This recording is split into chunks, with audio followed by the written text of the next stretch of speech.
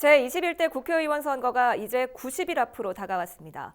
각 지역구별 후보들의 움직임도 점차 빨라지고 있는데요. 우리 지역 기자들과 총선 이슈 짚어보겠습니다. 먼저 인천 계양 지역부터 살펴봅니다.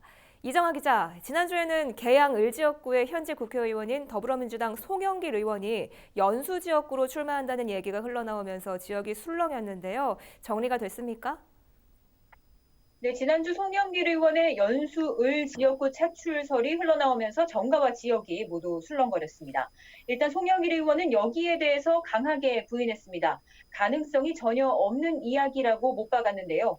송 의원 본인이 이렇게 밝힌 만큼 실제 어떤 지역구로 최종적으로 출마할 것인지에 대해서는 좀 더 지켜봐야 합니다. 이 얘기는 더불어민주당이 송영길 의원의 연수을 대해서 연수울 출마가 가능한지 여론조사를 하면서부터 이야기가 나오기 시작했는데요. 아시다시피 송영길 의원은 5선에 도전하는 중진 의원입니다. 우리 지역인 계양을을 지역구로 두고 있는데요. 계양 테크노밸리를 포함하고 있어서 현재 인천에서는 가장 주목받는 지역구 가운데 하나입니다.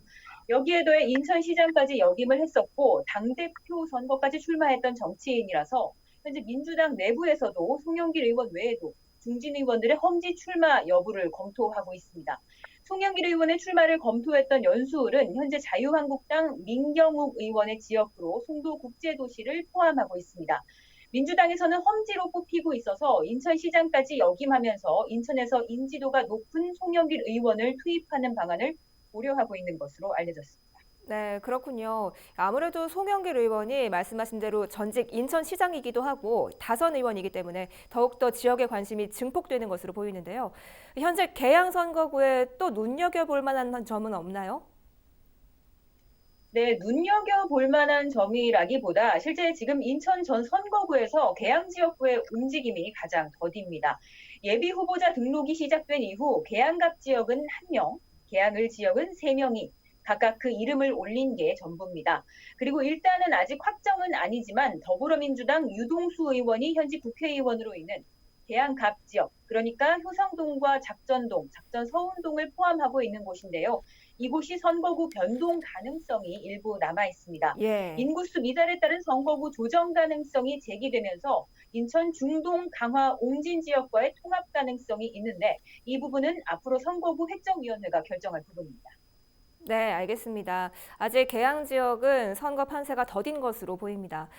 지난달 17일 예비 후보 등록을 시작하고 나서 이제 한 달째에 접어들었는데요. 현재 인천 지역의 예비 후보 등록 현황이 궁금하네요.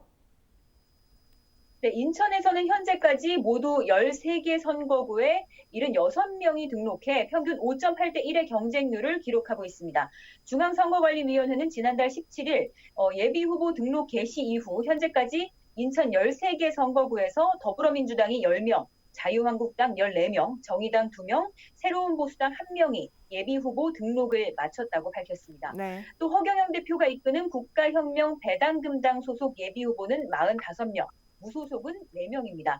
앞서도 말했듯 가장 경쟁률이 낮은 곳은 계양갑 선거구로 예비 후보 단 1명만이 등록했습니다. 네.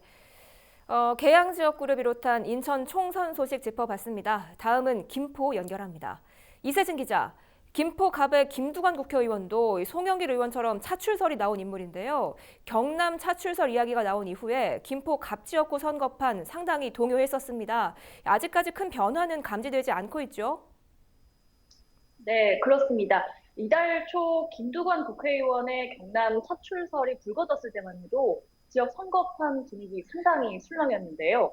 김두관 의원 본인이 김포에 남아서 총선을 치르겠다는 의사를 강하게 내비치면서 아직까지 지역구 선거판에 큰 변동은 없는 상태입니다. 네. 김 의원은 지난 의정보고에서 경남 차출설에 대한 자신의 의사를 짧게 언급한 이후 아직까지 입장에 큰 변화가 없는 것으로 확인이 되고 있습니다. 김 의원의 측근들이나 지역 정치권 분위기를 통해 좀 확인을 해봐도 김포에 남겠다는 김 의원 본인의 의사가 매우 분명한 것으로 보여지고 있습니다. 네, 본인의 의사가 아무리 강하더라도 가능성은 여전히 남아있지 않습니까? 네, 뭐 아무래도 당의 요구가 강하게 이어질 경우에 김 의원이 김포 재출마라는 자신의 의사를 계속 밀어붙일 수 있을 것이냐라는 의문 때문인데요. 만약에 김 의원이 김포에서 자리를 비우게 되면 지역 분위기는 또 다시 술렁일 것으로 보입니다.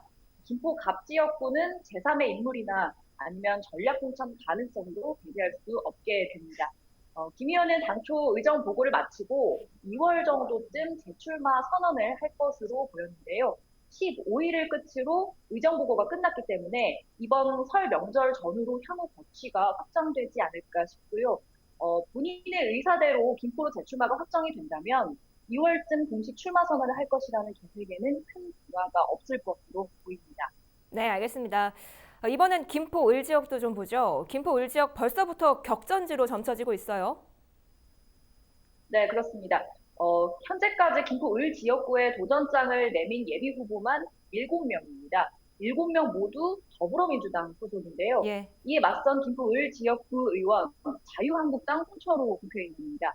을 지역에 민주당 주자들이 대거 몰린 이유를 좀 살펴본다면요. 최근 이 지역 신도시로 젊은 층이 대거 유입이 되면서 새로운 표심에 대한 기대치가 어느 정도 작용을 한 게 아니냐라는 평이 지배적이고요. 물론 당내 경선을 통해서 후보군이 좁혀지기는 하겠지만 본선전부터 치열한 경쟁이 예상되는 곳입니다. 네, 알겠습니다. 벌써부터 민주당의 치열한 당내 경쟁이 예상되는 김포 을 지역구 어떤 상황이 펼쳐질지 지켜보도록 하죠. 이번에는 부천으로 가봅니다. 김진재 기자. 부천시는 최근 오정구가 더불어민주당의 전략 공천 대상지로 선정이 됐죠. 네, 맞습니다. 이 더불어민주당 전략공천관리위원회는 지난 15일 회의를 통해 이 전략공천 대상지 13곳을 결정을 했는데요. 여기에 부천시 오정구가 포함이 됐습니다. 예. 민주당은 현역 의원이 불출마하는 지역구를 중심으로 전략공천 대상지를 골랐는데요. 그렇다 보니 이번에 원혜영 의원이 불출마를 선언한 오정구 역시 전략공천 대상지로 뽑혔습니다. 오정구가 전략공천 대상지로 최종 선정될지 여부는 오는 17일 민주당 최고위원회의에서 결정될 예정입니다. 네, 그렇군요. 오정구가 전략 공천지로 최종 결정이 되면 민주당에서는 당내 경선 없이 후보가 결정될 텐데요. 현재까지 오정구의 출마 의사를 밝힌 후보들이 어떻게 됩니까? 네, 현재까지 6명이 오정구의 예비 후보 등록을 마쳤습니다. 네. 이 중 민주당 후보는 김만수 전 부천시장과 서영석 전 경기도 의원입니다. 두 후보 모두 최근 출판 기념회를 열고 본격적인 활동에 나서고 있는 상황인데요. 지역 정계에서는 오정구가 전략 공천지로 최종 결정이 되더라도 외부 인사가 아닌 두 후보 예비 후보 중 한 명이 민주당 후보로 결정될 것으로 보고 있습니다. 이 때문에 두 후보 모두 현재 상황에서는 달라질 것이 없이 지역민들을 만나고 활동을 이어가겠다고 밝혔습니다. 이외에도 현재 자유한국당에서는 안병도 부천오정 당협위원회 당원협의회 위원장이 예비 후보 등록을 마쳤고 정의당에서도 구자호 부천시 오정지역 위원장이 예비 후보로 나선 상황입니다.